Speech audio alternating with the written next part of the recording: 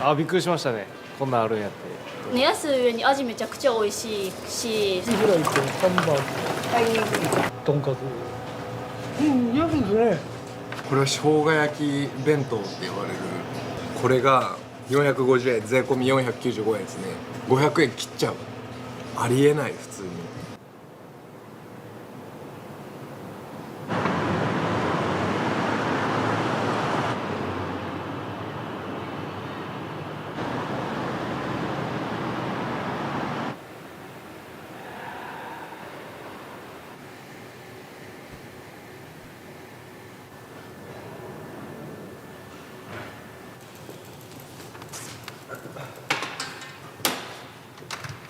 おはようございます。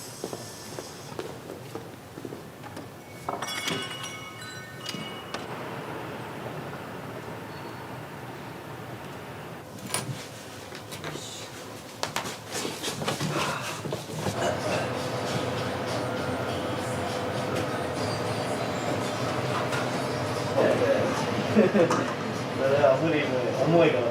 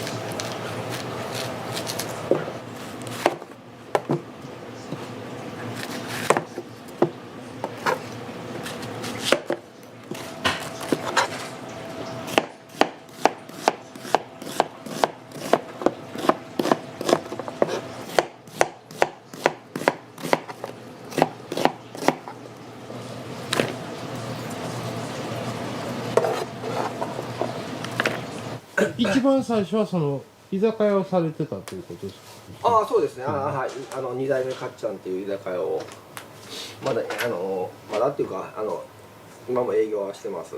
任せてて、ね、週に1回ぐらい入る感じですね。それはどういった経緯でされたんですか。まあ自分のね一回の人生、まあ会社員だったんです、もともとは僕で。子供もおってね、でもね、やっぱり自分の一度の人生なんで、このまま会社員じゃなくて、まあ、自分でどれだけできるか自分の人生に勝負したいなと思って。でもまあ子供もね飯食わしていかなダメなんで、あんまり失敗して借金背負ってっていうリスクがあることはできないんで。でもともとまあ飲食は好きでしたし、まあ子供にも弁当とかご飯とか、まあ、毎日作ってましたんでね、料理はしてたんで、まあ飲食店でもともとその居酒屋かっちゃんで、まあ、若い頃、まあ、ずっとバイトですけどやってた、まあ、そういうつながりもあったんでね、マスターにちょっと会社員辞めてちょっと自分で商売独立しようと思ってるんですっていう話をしたら、まあそのマスターも実はまあ僕は僕でもうちょっと引退を考えててっていうタイミングで、じゃあほんならまあ代替わりじゃないですけどバトンタッチっていう感じで、もちろんもう経営が変わってね。でまあずっと居酒屋かっちゃんでやってたんですけど、かっちゃんね、僕はあんまりこういう名前を付けたいとか、まあ、なかったんで、もうやっぱり名前はお客さんがね、まあ、作っていくもんだと思うんでねまあかっちゃんを残して前にでもね、まあちょっと変わったんで2代目ってつけて2代目かっちゃんっていうその居酒屋を始めたっていう感じですね。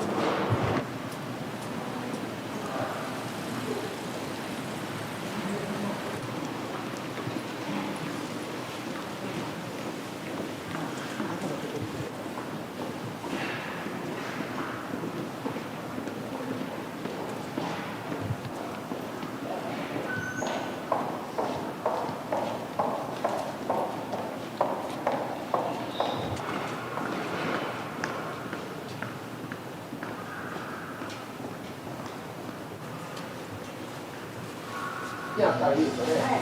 ピーマンもある。はい。ピーマンありますね。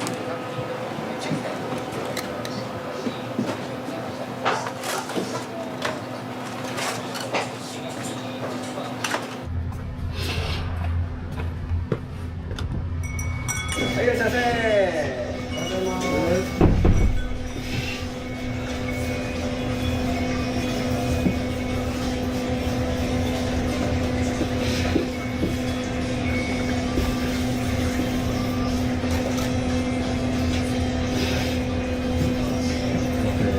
はい。380円になります。はい、20円のお返し。はい、どうも。OK。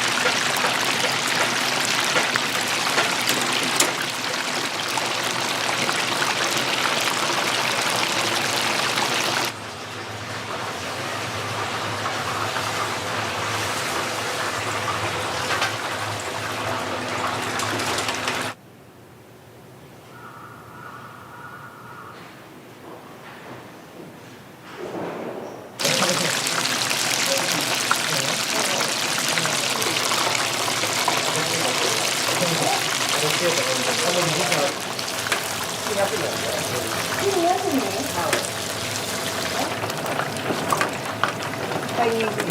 ああ、買いに行く。ああ、ない。出ない。メッシュ、中心から。なるほど。寒いから。昔友達が買ってね。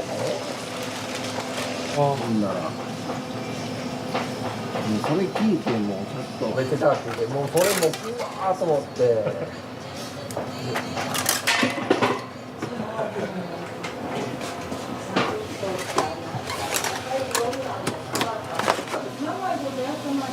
ああ、そう、入れたらあかんぞ、大島に入れたそうで。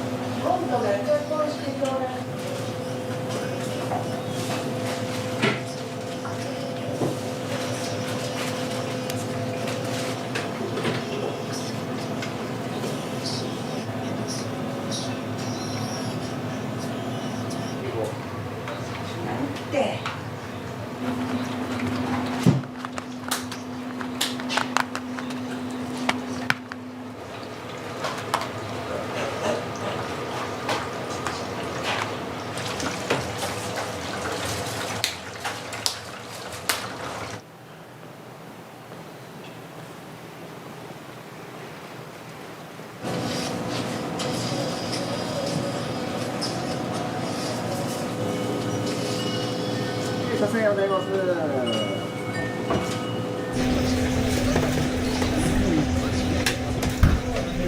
あるんですよ、ハンバーグは。まだあるんですか。はい、今。はい。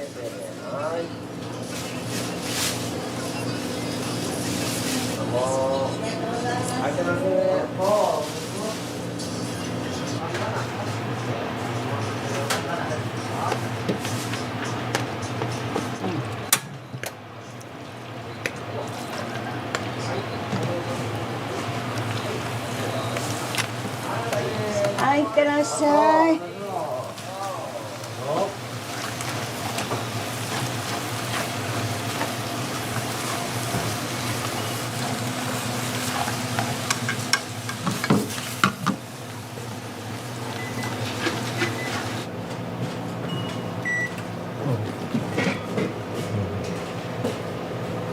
たまに来ますよ。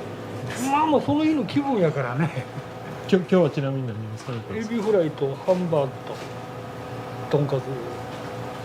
安いですね。ほんでこうやってねレンジで温めれるからね。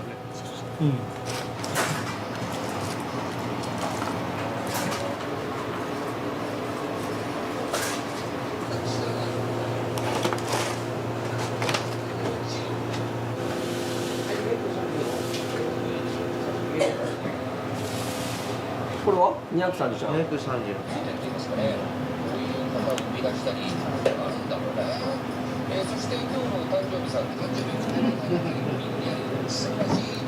何種類ぐらいあるんですかね。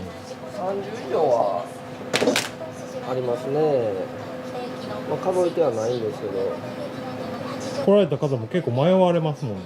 多いですね。回ってはる方は。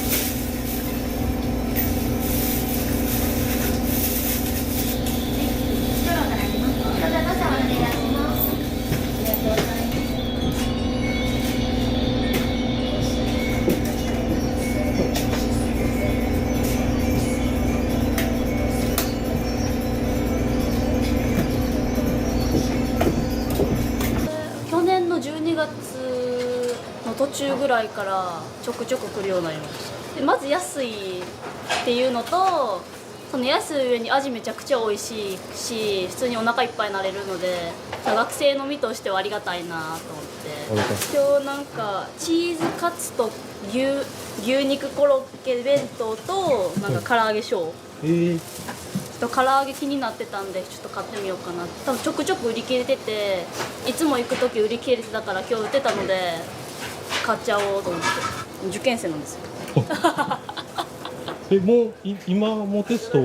そう今日って終わって今最近私立の2次終わってで今から国公立2次みたいな頑張ってくださいはい、お気をつけて。行ってきますありがとうございます。行ってきますいってらっしゃい。頑張って。行ってきます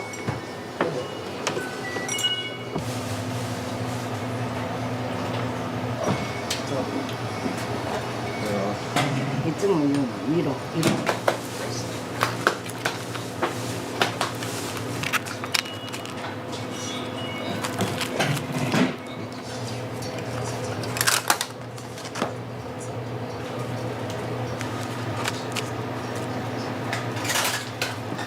日替わりこっちにもやってます。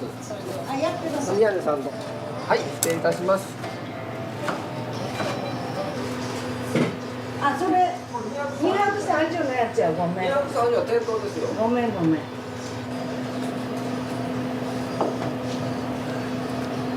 予約だけで言うと全部で何個ぐらいあるんですか？まあ、150、160ぐらいですかね。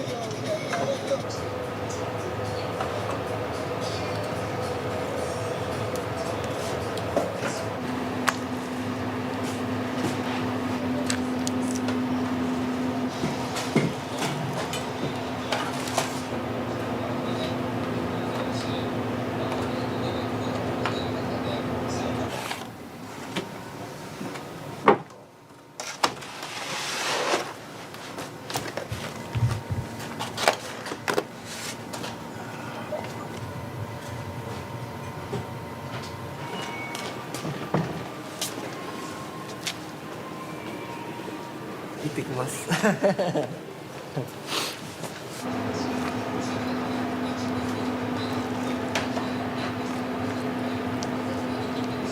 ピリ辛にしてるから、豆板醤も入ってほしい。美味しそう。これ400円。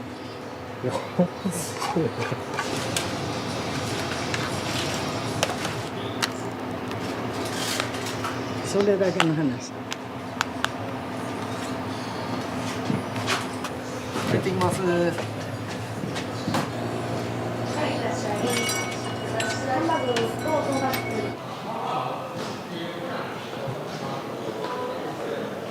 何をきっかけに来られる？会社の友達がおすすめって言ってて来ました。いっぱい種類あるなと思って、で安いし美味しそうやなと思って。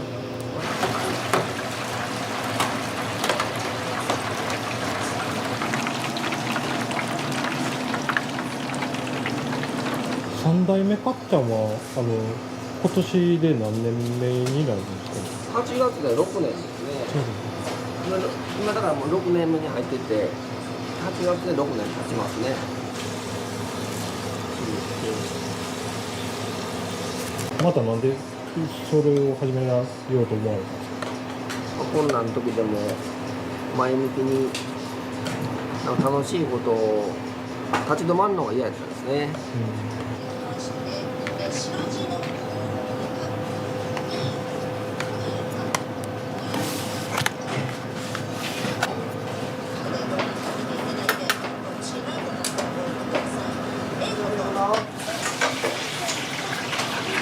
初めてです。昨日ですね、昨日たまたまここ通って弁当買おうかなと思ったんですけど、びっくりしましたね、こんなんあるんやって。今日はエビフライ弁当になりました。適当になんだろうブラブラしよったらなんか見つけられて200円って思って、びっくりしました。これは生姜焼き弁当って言われる、これが450円、税込み495円ですね。500円切っちゃう、ありえない。普通にお願いします。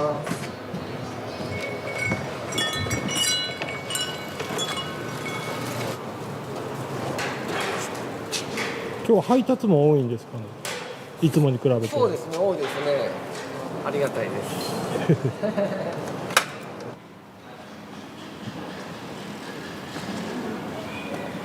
特にお母さんとかって厳しい方なんですか？ああ、そうですね。僕もやっぱり昭和の時代なんで、もう好き嫌いとかでもあったらもうご飯抜きでしたからね。やっぱり一つでも残したらやっぱりもう一粒には100の神様がいてんねんでって言って、それを粗末にしたらダメっていうことで言われたんで、やっぱり未だにね、お茶碗に僕だからご飯ついてないですわ。一粒もきれいに最後まで食べてまいりますね。やっぱり僕もね、やっぱり子供がいてね、自分がやっぱり子供を育てる立場になると特にね分かりますね。上2人4人いてるんですけど、上2人が27と25ですわ。じゃあ随分大きい。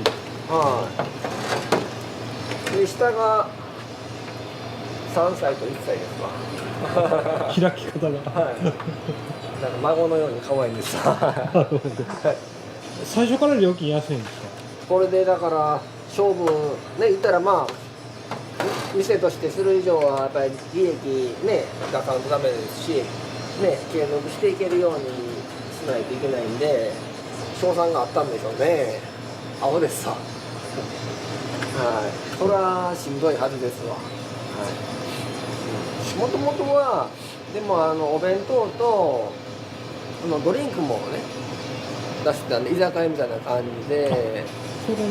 そうです。だからまあその2本柱と思ってたんですよ。でもお弁当の方はちょっと頑張って安くして、でまあドリンクの方で、まあ、ある程度売り上げ上がったら利益も出せるかなと思って、まあ、それでもまあトータルとしてはまあ代分と原価率は高いんですけど、まあ、それでやっていけるかなと思ったら、まあ、ドリンクはちょっとダメになっちゃったんで、まあ、やっぱりコロナでね時短営業とかあったじゃないですか。でこの商店街もすごくもうそれで人の流れが変わって、うちもともと24時間やったんですけど、そういうのでもう夜中明けても誰ももう通ってないっていう状態になって、今は朝6時から夜は23時までで変更にしてっていうので、その2本柱のうちの一つがもうなくなって、ここで利益稼ごうと思ったやつがなくなったんで、だからもう金額も上げることもなく、お客さんやっぱり最初に来られた方やっぱりその金額で美味しいっていうことでずっと来られてるんで、やっぱりこれはもう嬉しいですしね、やっぱりなんとかそれで採算合うようにっていうのでやっぱり数をやっぱり作らないといけないですし、機械で作ってるわけでもないんで手作業なんでで今ですねなんやかん言いながらでもできてるんでなんとか、させてもらってるんでありがたいですけどね、こんなことは、でも本気ですると楽しいなと思って分かりました、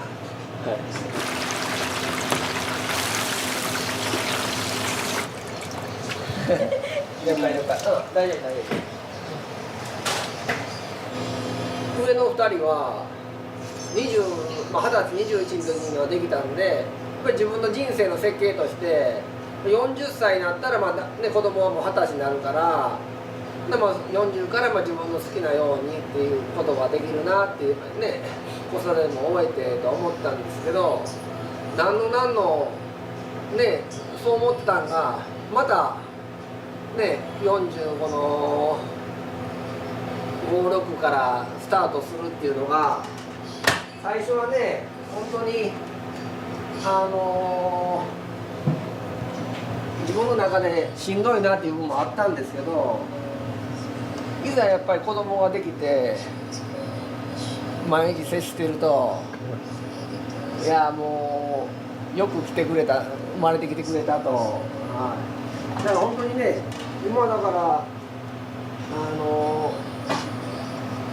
なかなかね自分の人生で1回の人生で2回子育てがねなかなかする人はいてないと思いますし、でも自分はねさせてもらえるんで本当に僕の人生何やったんかなって言ったらもう子育ての人生かなと、死ぬ前に多分そう思うかなっていうのはありますね。本当にね若い頃からそうなんですけど、楽な道としんどい道やったらどうもしんどい道を選ぶ勝負みたいで、もっとねうまいやり方があるのにっていうのはよく言われるんですけど、やっぱりねもうしなんと治らないんでしょうね。やっぱりしんどい方選んでいく。でもその支えがね僕の中ではだから子供なんですよ。上の2人でね本当に離婚して、3人で、ね、生きていく中で本当に子供に子供の存在が僕の動かす原動力にも なってでまたね今毎日大変ですけどやっぱり子供がいてるからねそれでまた自分を動かしてくれるんで幸せですね。だから僕は、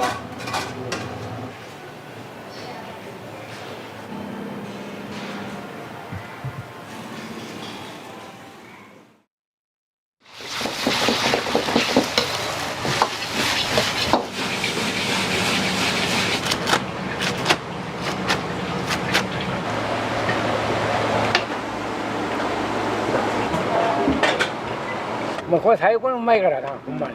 もうなかなかこの味が忘れられないんです。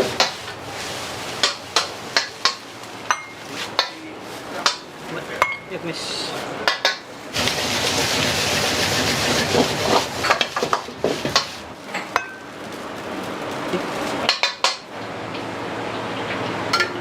めっちゃ美味しかったです。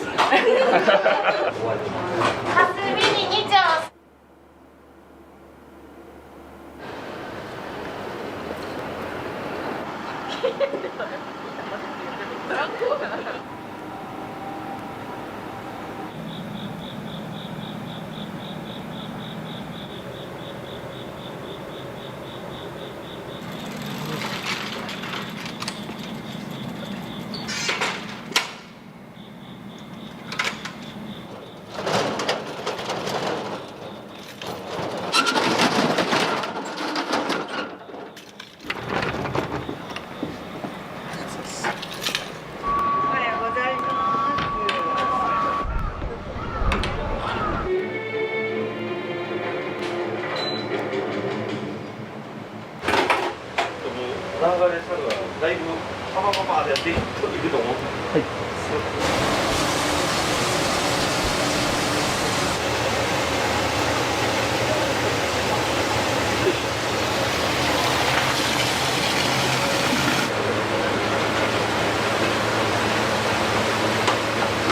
こっちはほんまにもともと18番の味も残しつつ新しいものも入れようという形だったから、だからほんま味的にはベースは結構18番のベースが多いですよ。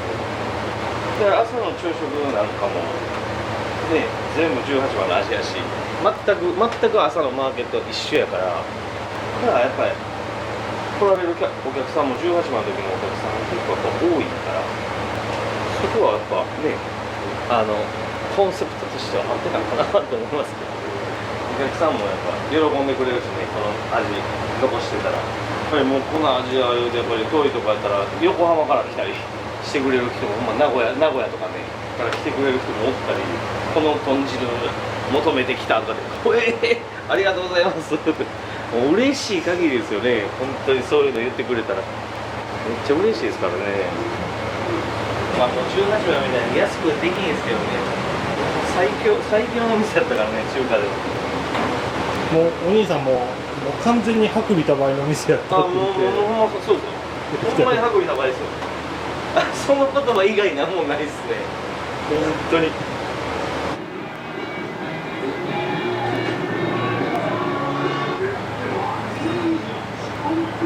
カス汁が始まったんで、これ始まったらお客さんすごいですよ。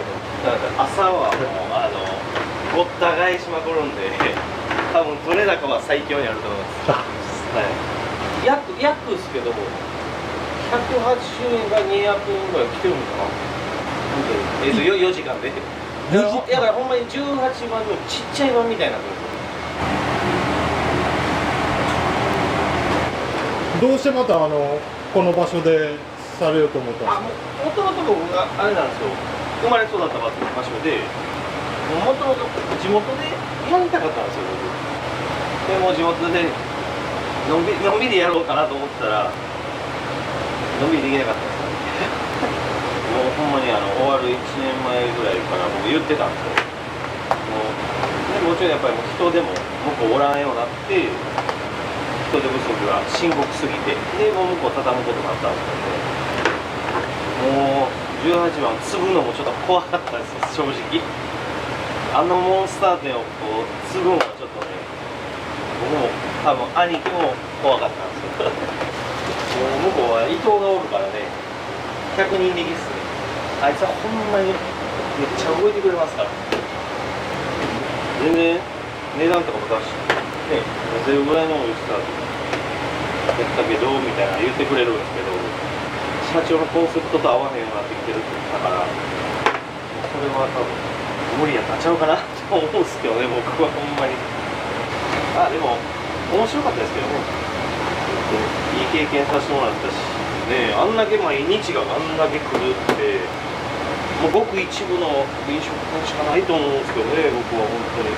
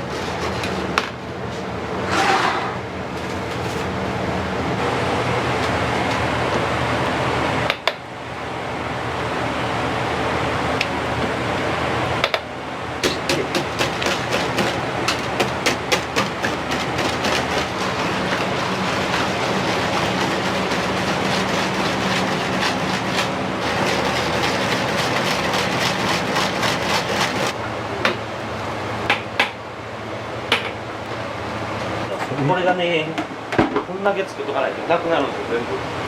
ほんまにカス汁の割合が多くて。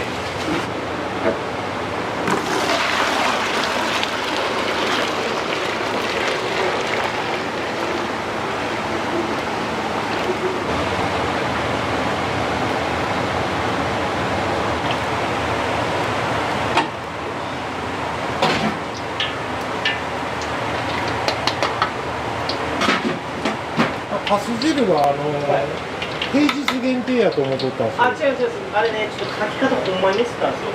平日は40食だけで売り切れますよっていう意味で、めっちゃミスっちゃったんですよ、書き方が。みんなそう捉えちゃうんで、間違えたと思ってみんな書いちゃいますね。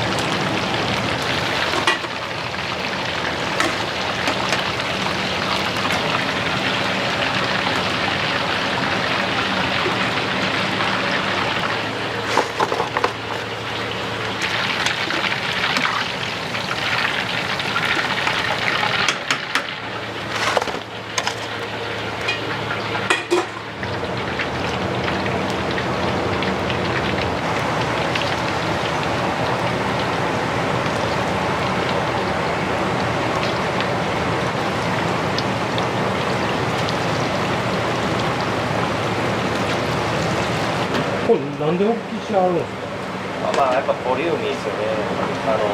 見栄えもあるし、食べ応えもあるし、話題もできるじゃないですか。あそこの唐揚げめっちゃでかいでみたいな、ちょっとした話題もできるんですよ。面白いですね。食べにくいっていう人もいますけどね、やっぱしかじられへんっていう人もいます。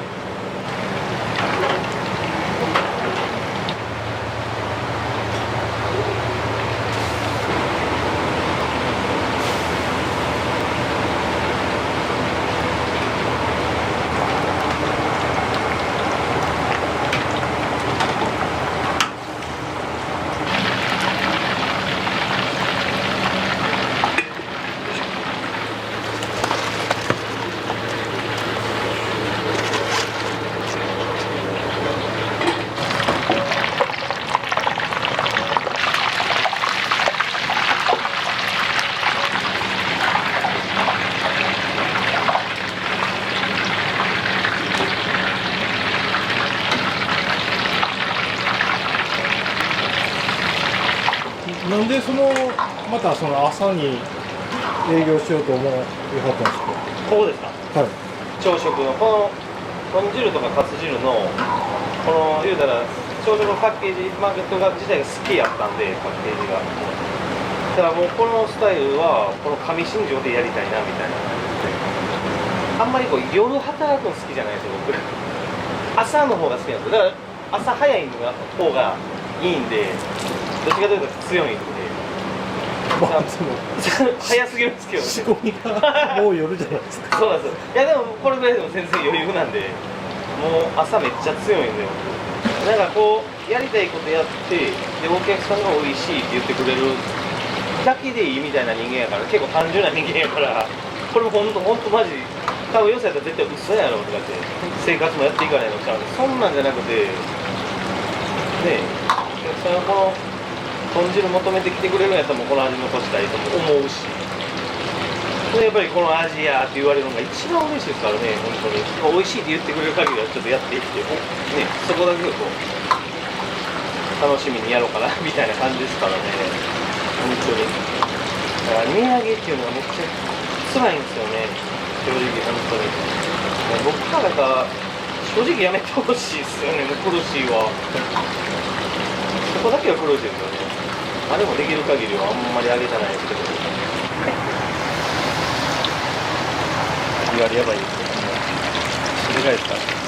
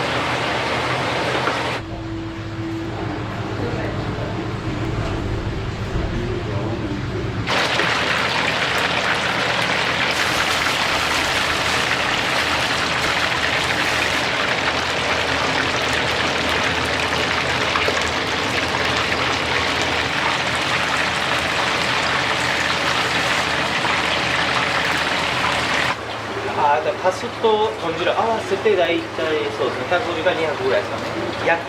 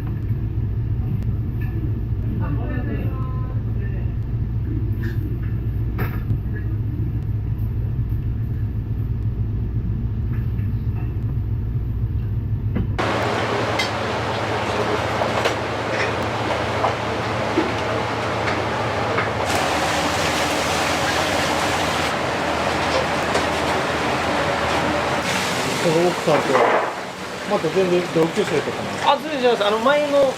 前の職場で一緒やったんですよ。前は僕は資生堂のドライバーやってたんですよ。で、その資生堂の部署でおって、で知り合ってみたいな。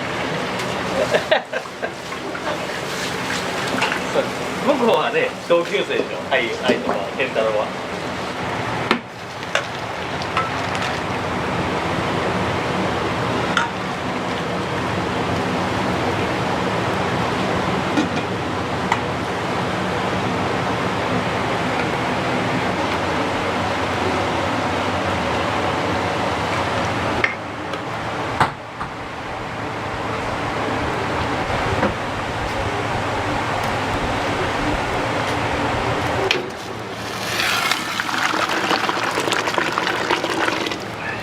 スープを飲みに来てる人もおるんですよ。味もかなりしっかりします。塩分濃いとかじゃなくて、しっかりコクのある味がガッと飲める卵スープなんで、スープってあんまりね、おかわり聞いたことないじゃないですか。ね、でもスープおかわりしてくれたらめっちゃ嬉しいんですよ。僕よし買ったと思います。僕ご飯おかわり自由にしてるんですけど、スープも一緒にしてるんですけど、絶対一緒に来ますね、おかわりが。ご飯とスープおかわりで絶対に皆さん一緒におかわりしてくれますね。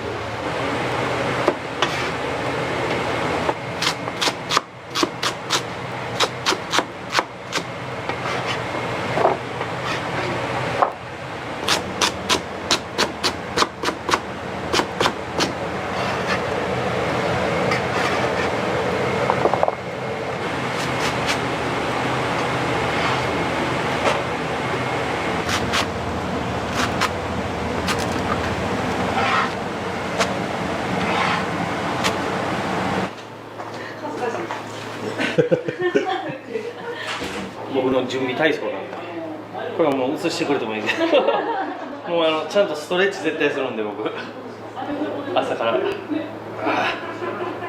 でも散々動いた後ですけど。ちゃいますもうこっからこの肩をこう骨盤をめっちゃ柔らかくしないといけないんですよ。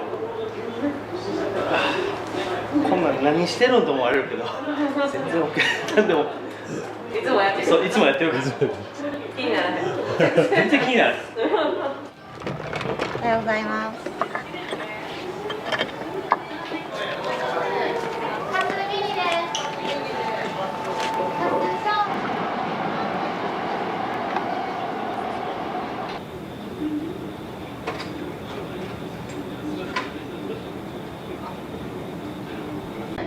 カスビニです。カスショウです。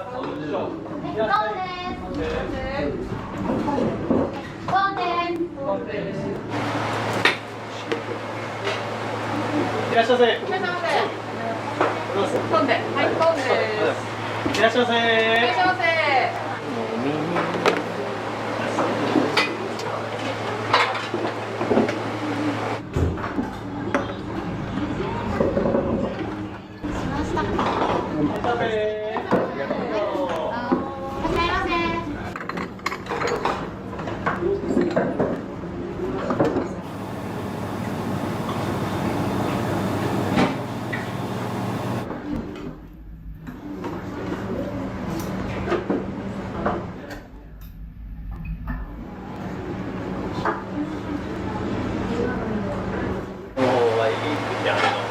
あの時の2着馬ですよね、誰に。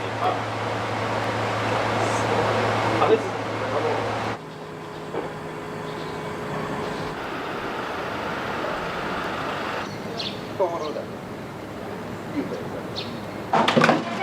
いらっしゃいませ。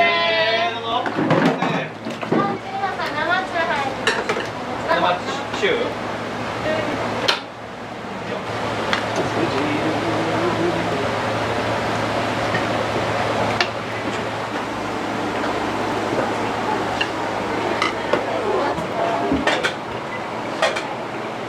さっき2番さん。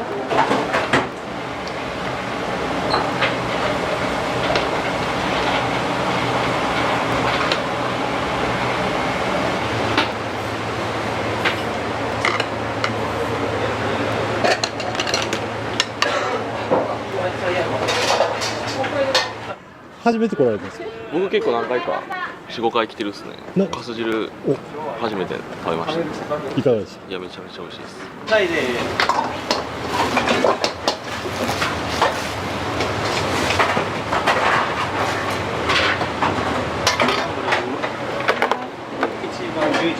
番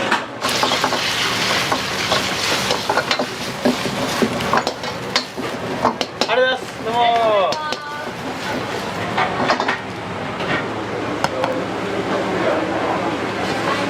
ありがとうございます。はい。もうこれ最高にうまいからな、ほんまに。いつぐらいから来られたんですか？もう何年なのかな。もう20何年。じゃあ昔の頃から18番の。そうあれから。いやたまたまね、通りかかってきたら見た顔やから、もうなかなかこの味が忘れられないんですよ。いつも何頼まれたりするんですか？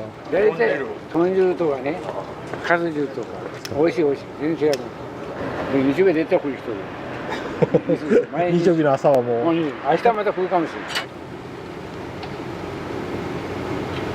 お二人ね、18番からのお客さんみたいですよね。そうです。明日も来るかもしれへん。そうなんですよ。祝日だからね。明日も多分こんな感じで忙しいと思いますね。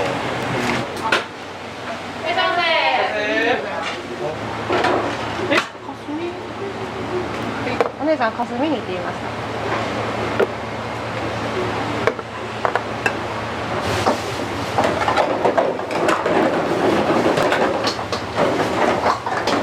2日に一遍来てますから。ほんまですか？どうも。了解。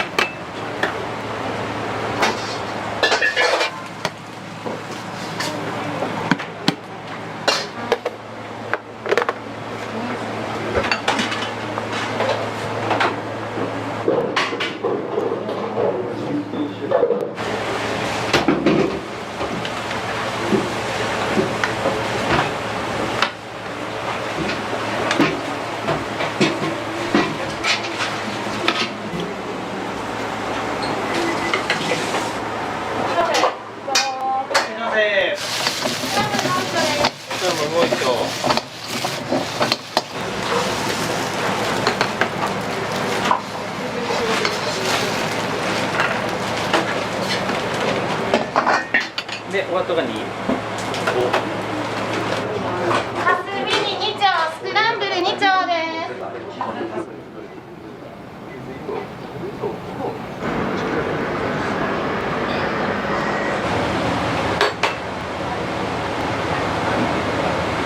1個入れてくれへん。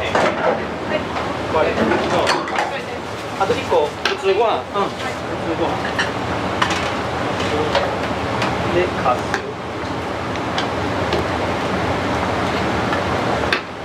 かすです。1番さんのトン。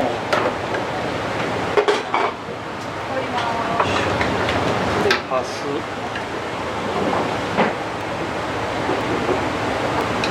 ありがとうございます。どうも。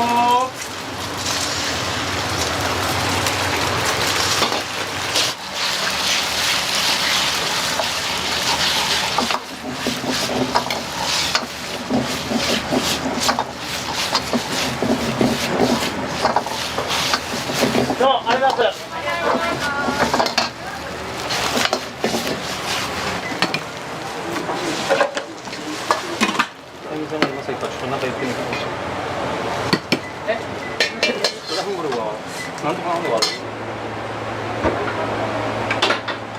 あ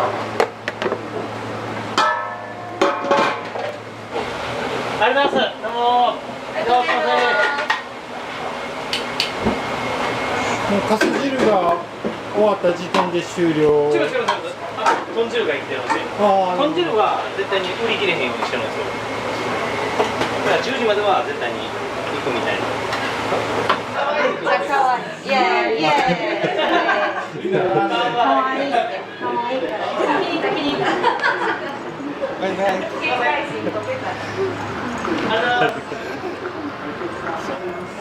ありがとうございます。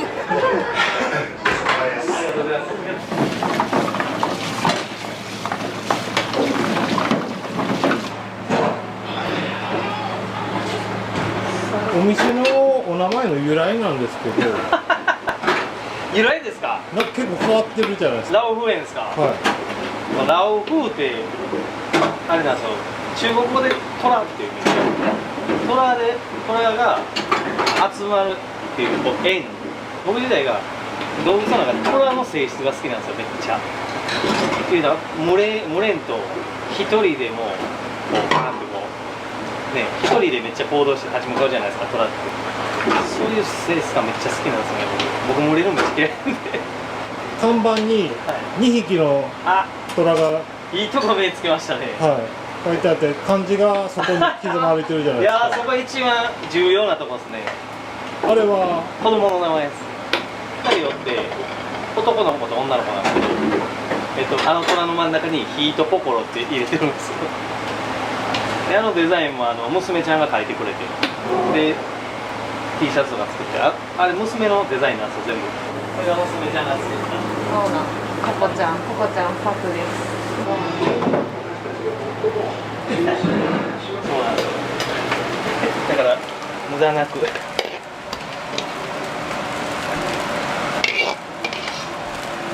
最後の一滴まで。素晴らしいですね。すごいですよ。ぴったしでしょ。ね、ここが難しいです。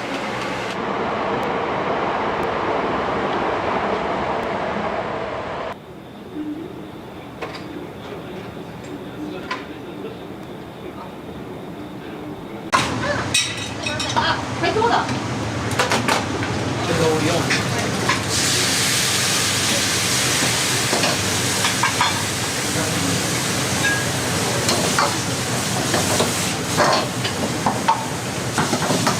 白がね。ありがとうござ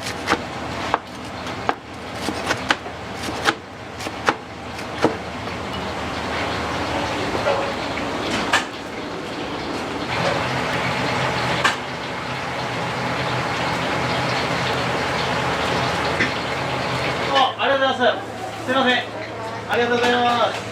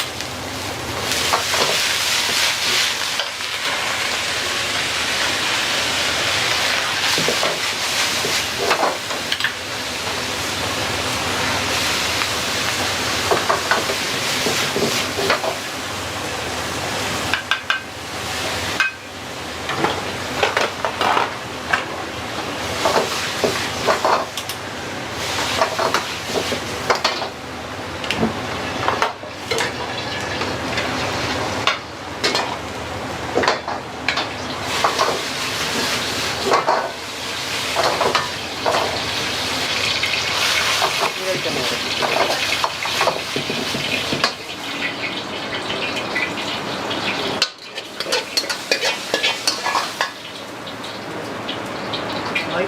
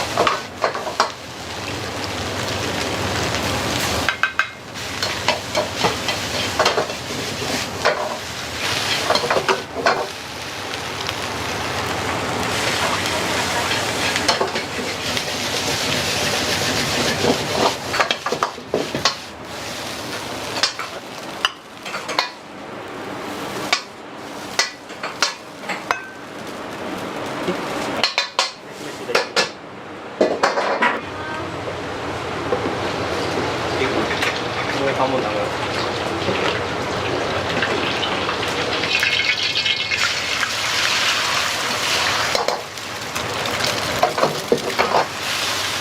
ありがとうございます。どうも。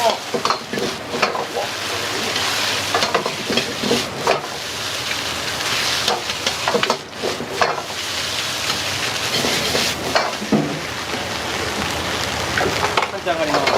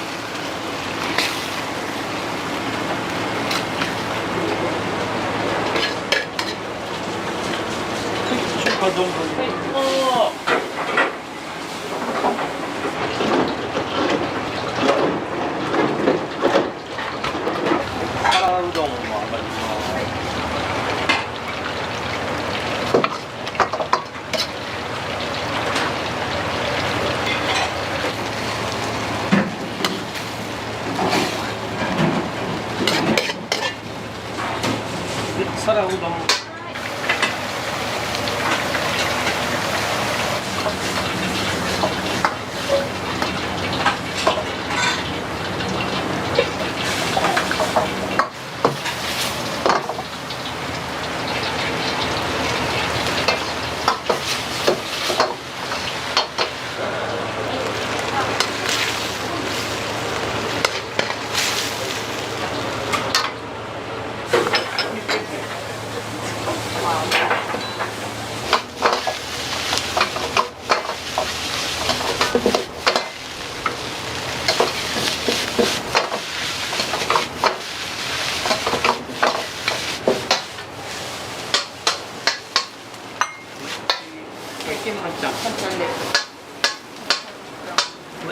よし。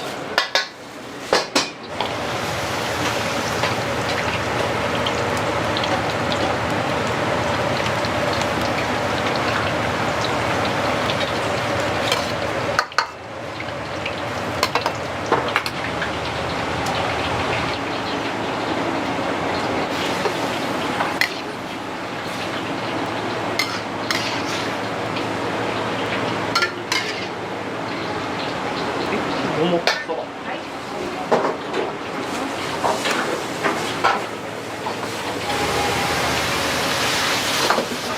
いらっしゃいませ。どうぞ。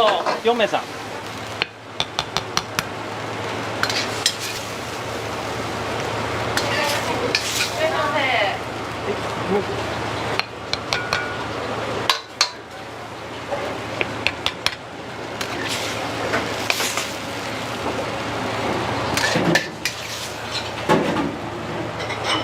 お待たせしました。蒸し色定食です。蒸し色。はい。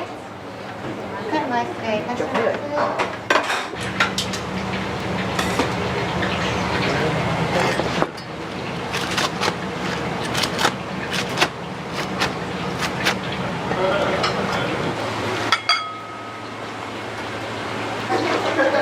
ありがとうございます。ありがとうございました。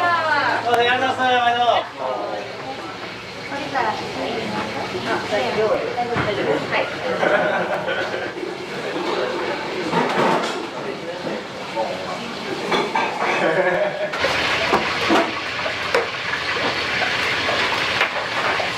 お味いかがでしたか。めっちゃ美味しかったです。意外とあっさりしてて軽くて美味しかった。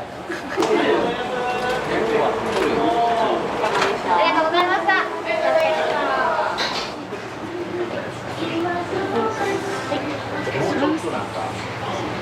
どうもありがとうございます。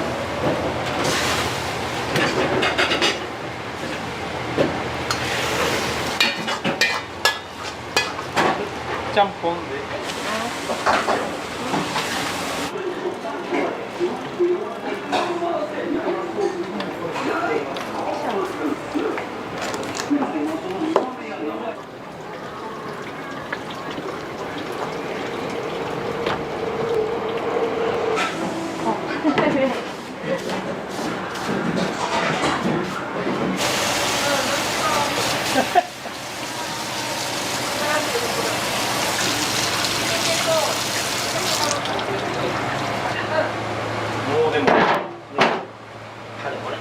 13時間ですよね。奥さんから見て旦那さんってどんな方なんですか？いやもう常に元気で明るいです。もうずっと一人で喋ってます。まあいいよこれな。何回も確認しすぎでしょ。返事しない。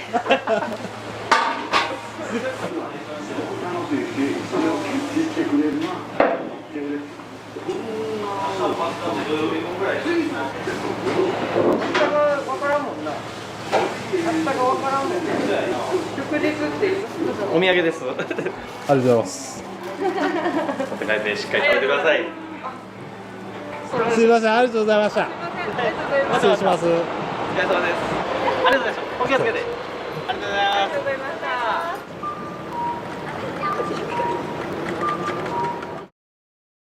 10年が12、3年前。ハンバーグが食べたくて。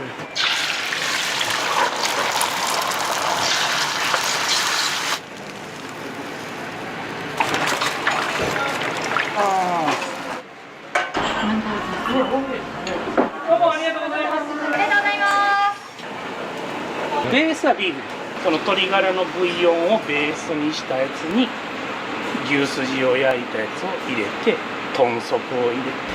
また来ます。美味しかったです。はい、ありがとうございます。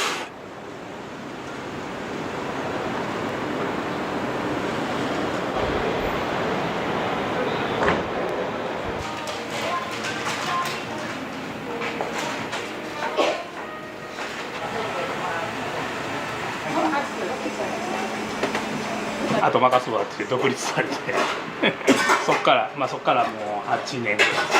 はい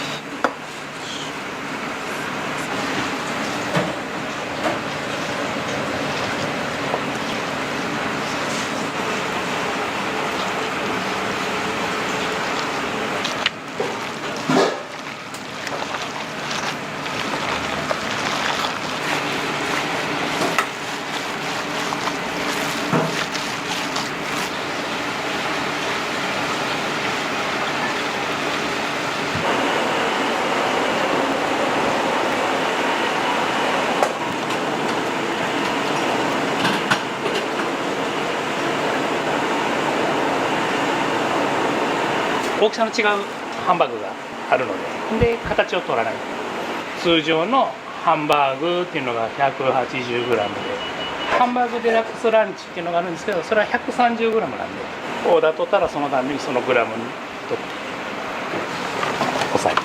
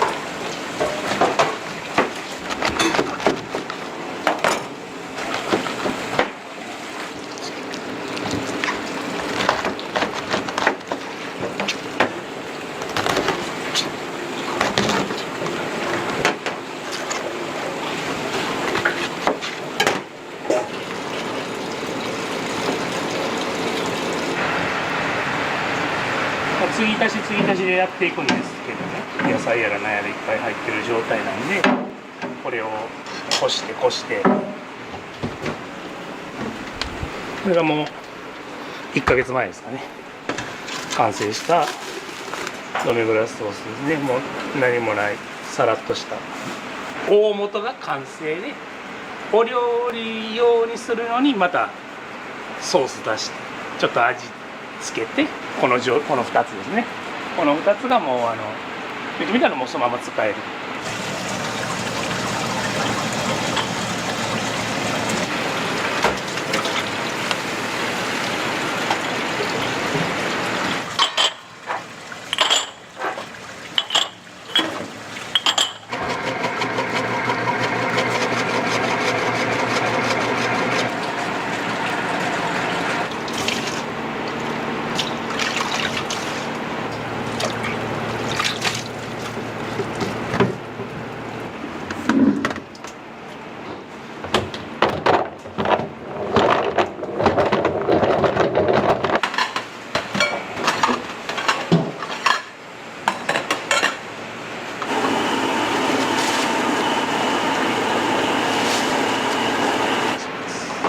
練りがらしですね。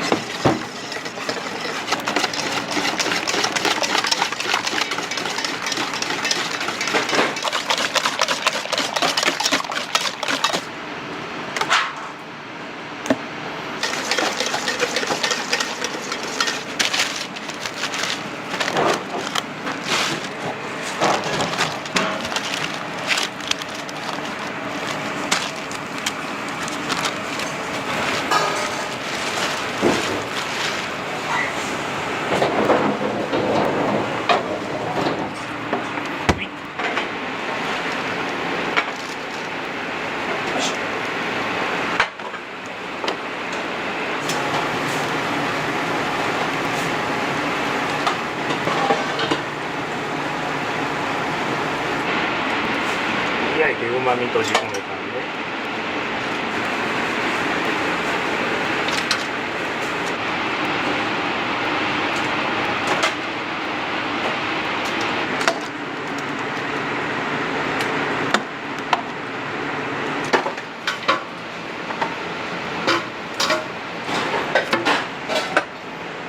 飲みグラスに入れます。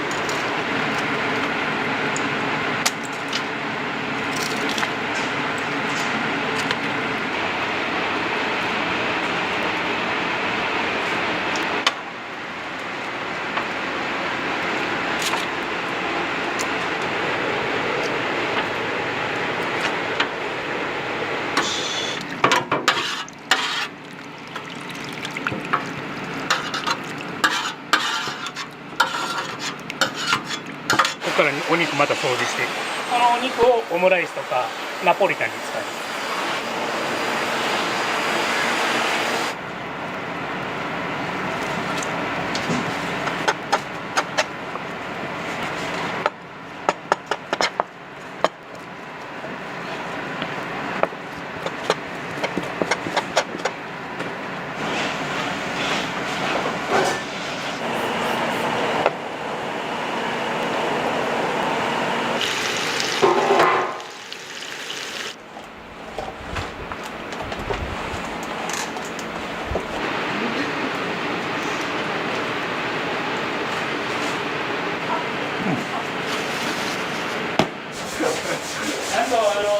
もう長く取引されてそうらっしゃるんですねですか。お伺いさせてもらってますはいまたお願いしますありがとう。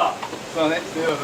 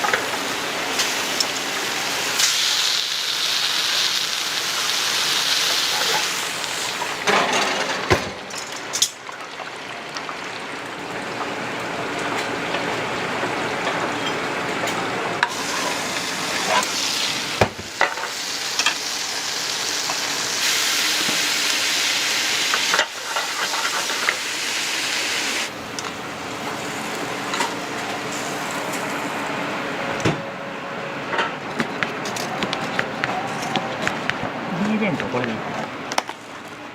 すいません。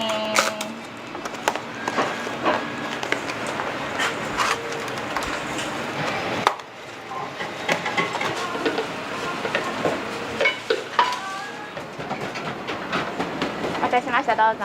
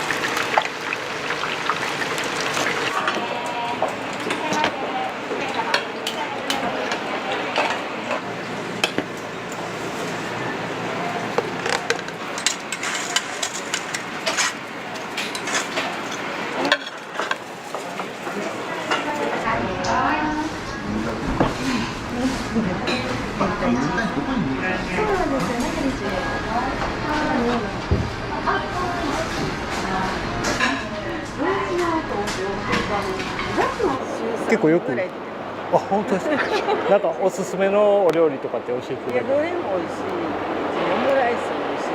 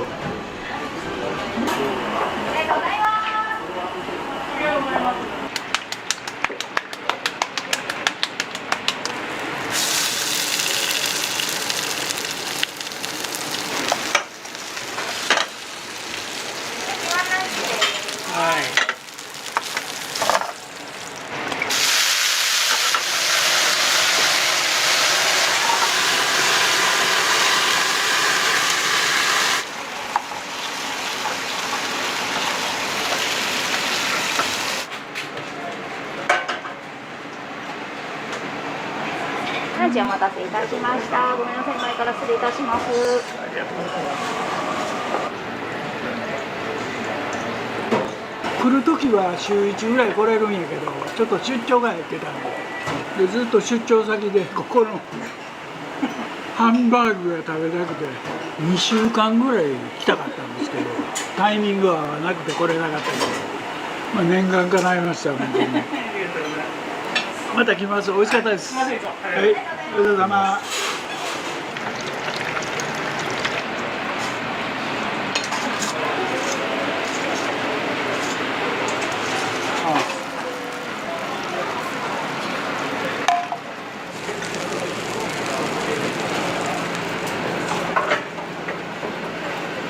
ンバーグエビフライ好きなんですか？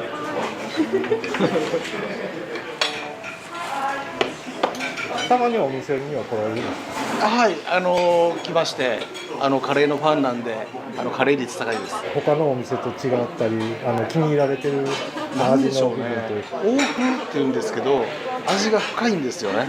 ちょっと苦味がある感じが好きです。鶏ガラで取って、もう今お野菜とフルーツと調味料は入ってます。ベースはビーフです。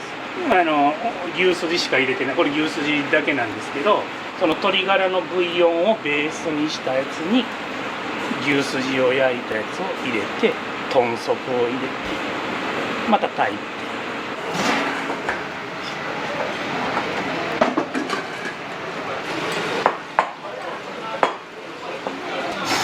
これで大丈夫。なんかそれなりに。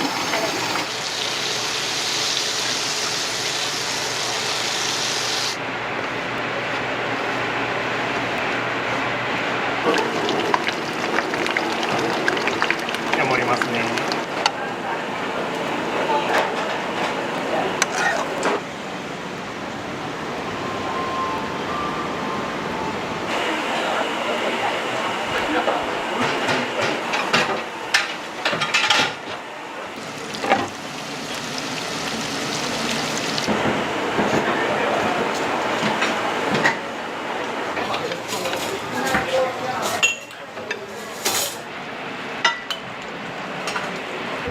すいません、ありがとうございます。どうもありがとうございます。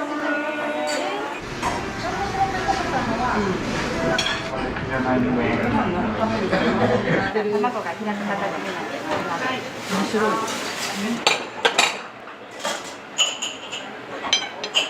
10年が12、3年前、カレーとかハンバーグすごい。でもこの定食が一番うまい。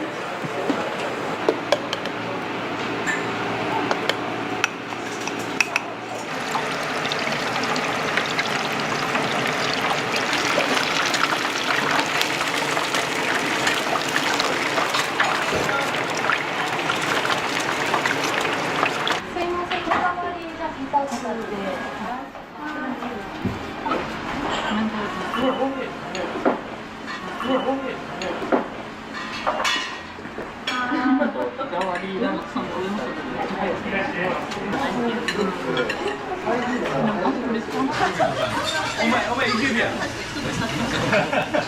けるやん。僕お腹出るタイプなんですよ。どうもありがとうございます。